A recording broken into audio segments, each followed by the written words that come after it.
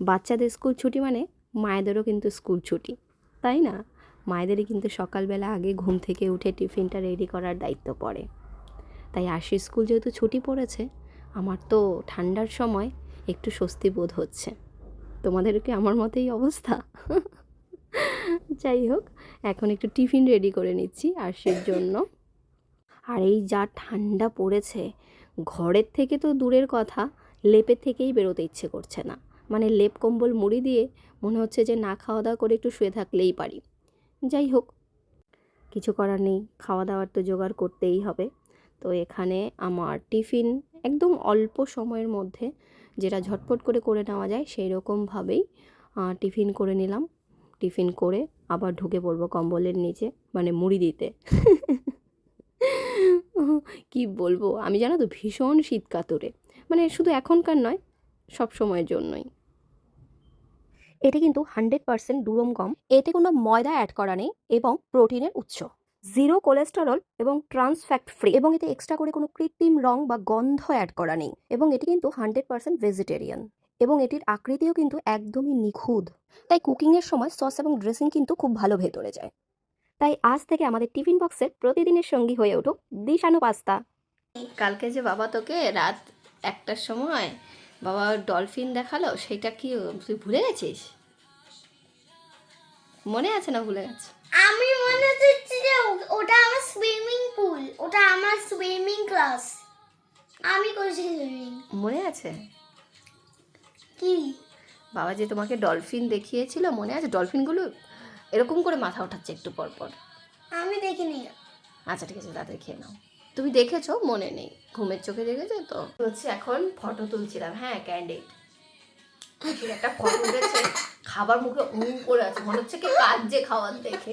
ওই দেখো, তাই সুরে আবার তার হাসিটা দেখো, হাসতে তার মানে এই এই যা যা যা, তাদের কেন আরশির বাবা কালকে এত রাতে ফোন করেছে, মানে প্রত্যেক দিনই রাতেই বেলায় ফোন করে, কিন্তু কি বলতো 3টে সাড়ে 3টের দিকে একবার কল করে, তখন ডিউটি থেকে আসে।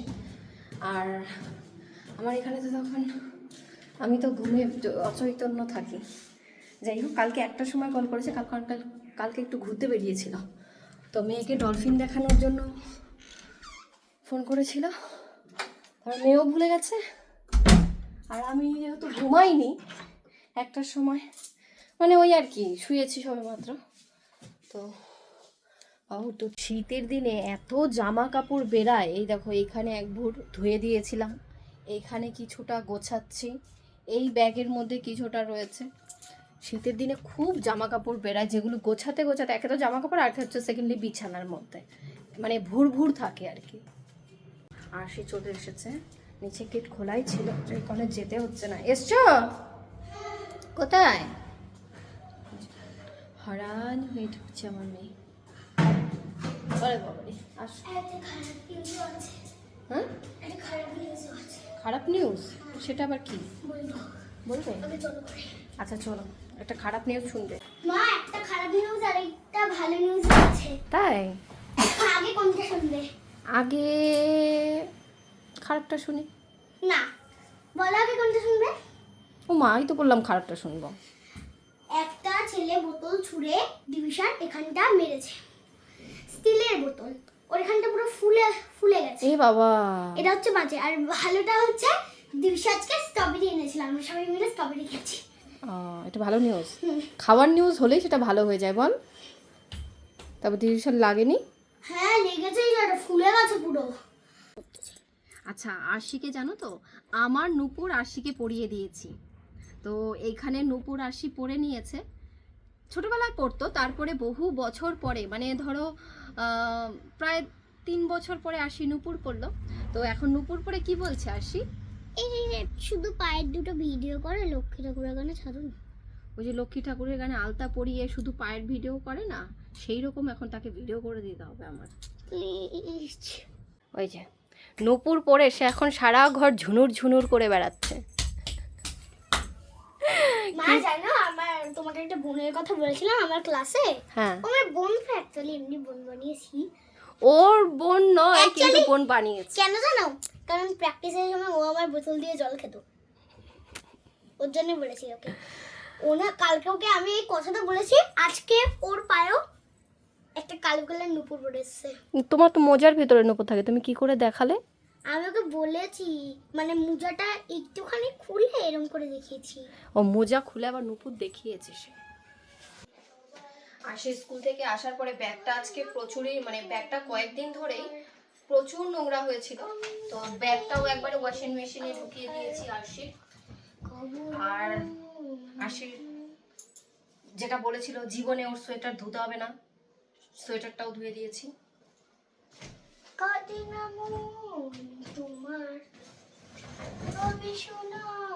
কিন্তু ব্যাগটা উপর দিয়ে ক্লিন হলেও এই জায়গাটা ক্লিন হয়নি, এই জায়গাটাকে মানে যতবারই ধুই এই জায়গাটাকে আবার হাতে একটু ধুয়েই দিতে হয়, তো এটাও একটু ধুয়ে দিতে হবে। পুজো দাও। ওই গবেষণার পাহাড়। কি হয়েছে মা চলো না কোথাও ঘুরতে যাই। কোথায় ঘুরতে যাবি? দীঘা। কালকে শনি রবিবার, বাড়িতে আর কিছুতেই মন টিকছে না, আর আরশিদের মানে পরীক্ষা হওয়ার পর পরীক্ষা চলছে। আবার কি বললি একটু পরে, একটু আগে কি বললি? চক্কর মারবো, চক্কর মেরে আসি। ওই যে ওই 13 হাটিকালি আঙ্কেলটার থেকে ফুচকা খেয়ে আসি, আমি তো মিও মরে যাই। আচ্ছা, এটাই বাকি। চক্কর কিভাবে দেয় রে? চক্কর মানে এদিক ওইদিক দিয়ে একটুখানি ঘুরে আসি। চক্কর মানে এদিক ওদিক দিয়ে একটু ঘুরে আসা। যাই হোক, আরশির কালকে ছুটি, পরশুদিন ছুটি, তো এই জন্য এখন বলছে এইদিক ওদিক দিয়ে একটু চক্কর দিয়ে আসি। চলো, চক্করটা কি জিনিস? এখন চক্কর মানে হচ্ছে নতুন শিখলাম, মানে এইদিক ওইদিক দিয়ে ঘুরে আসা, তাই তো? আসি, রাগ হয়েছে। তুমি যদি বাচ্চা হতে তাহলে তোমাকে আমি সারাদিন ঘরে রেখে দিতাম। চোখ দিয়ে কিন্তু জল পড়ছে না, শুধু আওয়াজ হচ্ছে,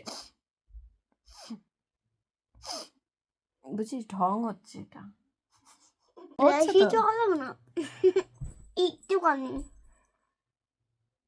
আচ্ছা, ঠান্ডার মধ্যে যদি কেউ পারে, কেউ কি বাড়ি থেকে বেরায় বলো?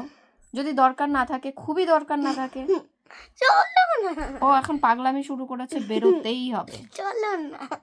সন্ধ্যাবেলা প্রায় অনেক দিন পর আমরা দুজনে বেরোচ্ছি, মানে আমি আর তোমাদের আরশি।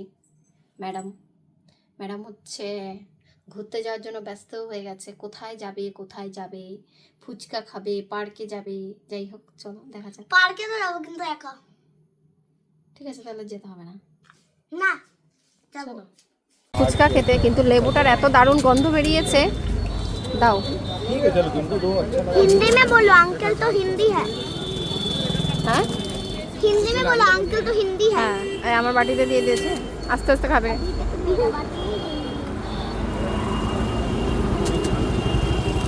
কেমন? তো এই যে তোমার জন্য রাতের টিফিন নয়, ডিনার।